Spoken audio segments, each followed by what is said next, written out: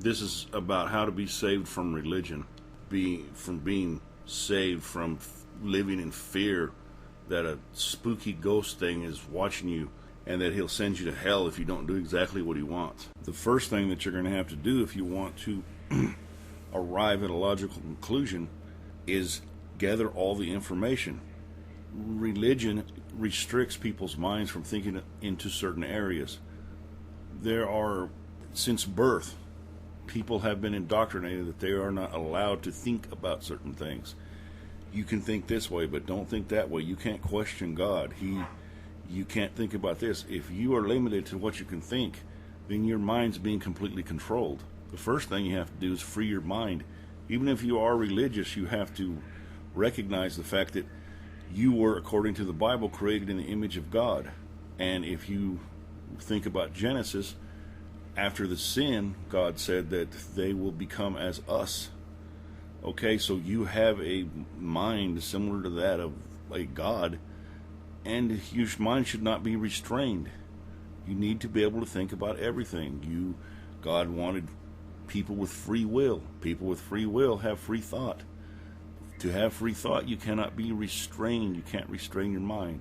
So the first thing you have to do is free your mind and take a look at the big picture. Okay, here's an example of what I would say would need free thought. You need to collect the information and give it free thought. And this is undoubtedly a place that most religious people would not let their mind go. Surely, if you're religious, you remember the plagues of Egypt. You remember the flies and the frogs and the bloody rivers and the death of the firstborn and the killing of lambs and blood spreading over the top of the doorways.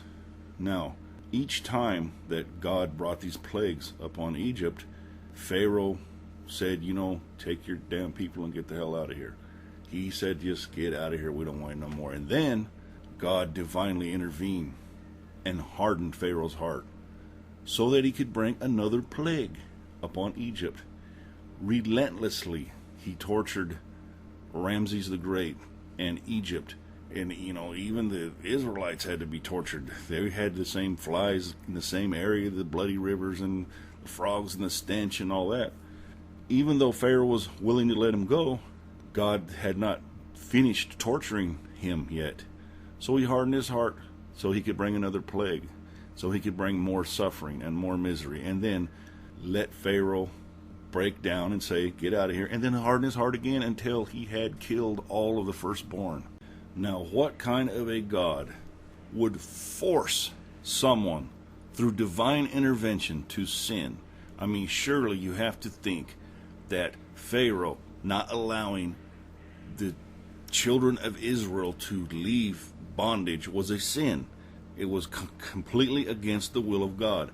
And God forced him through divine intervention to sin, and then punished every single person in Egypt for the sin that Ramses had to commit through divine intervention.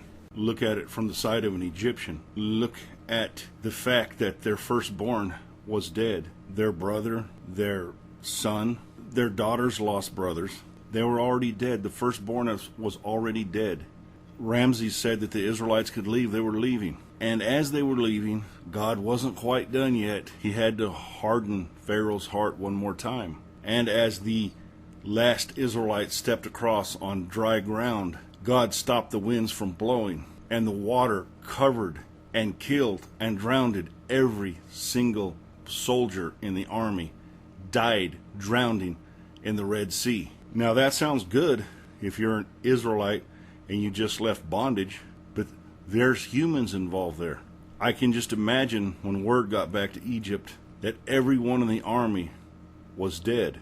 There had to have been people there that had lost their firstborn and had their only other son in the army who drowned. As the women from Egypt, the sons and daughters, grandmothers, walked up to the banks of the ocean, looking over at where their sons had died, where their family was laying dead, drowned in the ocean as articles of clothing washed up.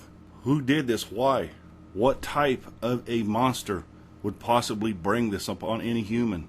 And he still actually wasn't done. If you believe the Bible, when those women who were grieving at the banks of the Red Sea died, God threw them in hell too. And they will suffer and burn and gnash their teeth and beg for water to cool their tongue throughout the ceaseless ages of eternity because of this loving God. So with that said, let's take a look at the big picture here. The earth is somewhere around 3.75 billion years old. If you're one of those that think that the earth is 6,000 years old, I got some real bad news for you. You're probably a little bit too backward to ever escape from your bondage. So the earth somewhere around 3 billion, 4 billion years, somewhere around that time. When the matter was first, whatever you want to say, created, it evolved, matter was first there, it was too hot to support life. You couldn't put any life on it. It was too hot, it'd burn it up. It had to cool for a period of time before it was even possible for life to start evolving. Or, if you're religious, it had to cool off enough for life to be put on it or created, or you couldn't just drop men down into the 13,000 degree molten lava and expect them to survive. So even if God created the universe, he had to wait a while for it to cool off in order for him to put man there. Now, if you don't believe in such things as fossils, then again, there is probably no hope for you. If you think that the devil came to earth and planted the fossil of a T-Rex just to fool people and win their souls over and take them to hell, you're not going to be one that's ever going to know what actually happened. I'm not saying that I do, but I look for the truth. But if your mind's so constrained that you believe stuff like that, you might as well just quit listening to this right now. It's not going to do you any good. Most people who have open mind today know that there was such things as fossils, and they know that the fossils are far older than man is, that there was a chain of events that came from the first generation of life on the planet and evolved into man. Even if you don't believe in the theory of evolution, you still have to ask yourself, where did fossils come from? How did all these different life forms ever come about on Earth? Even if God made everything, he had to make the first amoeba, he had to have made a dinosaur, he had to have made all these species that are extinct now. So what God did was he made the matter in the entire universe and had to wait for it to cool off. As a billion or so years for it to cool off. And then once it cooled off enough to start supporting life, he started making things. Amoeba and protozoa and mastodon and T-Rex and all kinds of life forms that do not exist today. All of them, they did not have the ability to be saved. They were just life that's he put on the earth, and they played around with each other and died in pain and suffering and suffocation of their own teeth, eating each other, the smaller things eating the bigger things, and their bodies rotting on the ground so that more life could come forth and be supported. I can't really think of any reason why a God would make a small single-cell organism and then later on make a multi-cell organism and then later on make more complex life and let it kill each other and make more life and let it go extinct and make more and let it go extinct and let it eat each other and let it kill each other and finally start making things that had empathy, that had the ability to emotionally suffer, not only from the hideous physical trauma that God put life through, but now he started developing things that could suffer mentally. It was not probably quite enough to see blood dripping.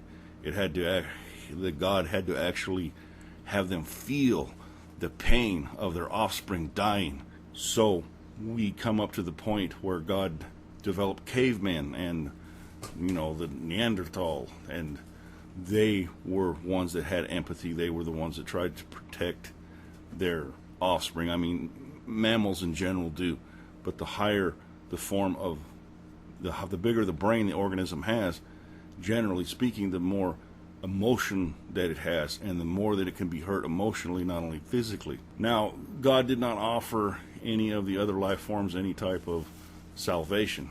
They were simply created by Him, lived until their species died out, and that was it.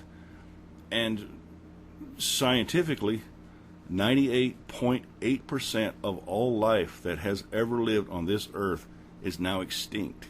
There are extinctions going on daily.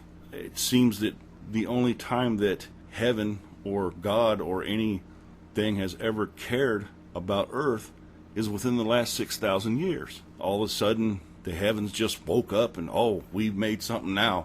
We made something, and this is going to be the organisms that we made now. They are going to live forever. They have a soul. They're never going to die. We're tired of making things and torturing them and letting them die. We're going to make something that we can torture forever. Now we have these organisms, and we're going to play a little game with them. We are not going to show them any evidence. We're going to give them a mind of a God, but no evidence. We are not going to let them use their mind. And if they don't follow these rules and regulations that we set forth, we're going to put them into a fire. We're going to put them into hell, into a fire that burns 7 times hotter than any fire on earth. And we are going to eternally torture them. It seems to me that that's the only thing that satisfies this God, is pain and suffering and death and torture, killing lambs, killing the firstborn, killing small animals. It's the most hideous thing I have ever heard of. There's no creature that man's ever thought of that is sick and bloodthirsty as that God. So the God thing, after it had created progressively more complex organisms throughout the last several billion years, finally, I guess it was practicing or something. The first time it created something, it created a single-celled organism that, in some of them are still alive, some of them failed. And I guess God was practicing creating organisms, and they became progressively more complex. Until finally we arrive at the time where I guess God got tired of making progressively more complex organisms and simply cloned Himself. Because God made man in His own image, and the image of Him did He make them. So now God clones Himself and puts a clone or a copy of Himself on earth, and the copy is defective. It sins. It can't follow simple directions. It is imperfect. So God gets mad at its creation. It gets mad at its copy of itself. Its copy of itself is evil. It sins. It tries to gain knowledge. So eventually God drowns all of the organisms that it made, all the copies of itself that it made. It drowns. And then the copies of itself, that's Noah, got off the ark, didn't drown, all of them turned into pieces of shit too. Now, whose fault is it? You were born with original sin. You were born sick. Is it your fault? And the only thing that could atone for your sickness is, of course, bloodshed, killing of small animals, burning, the smell of burning death. The God thing found it sweet. He liked to smell burning death. He demanded these sacrifices. He even asked man at times to kill their own offspring and offer them as a sacrifice to Him. And then, I don't know what happened to him, a little bit of change of heart or something, he decided to send down his own son, who had not been born yet, and a virgin birth in the Mideast was to save man from their sin and to prevent animal sacrifice. He didn't go to any other area of the earth but the Mideast. He didn't go to China. There was life all over the earth, but the only place that was going to be saved was where He sent His son, which was to the Mideast. Now, is there somebody that's supposed to believe this? Is there somebody alive today that actually is supposed to believe this bullshit? I got to wrap this up.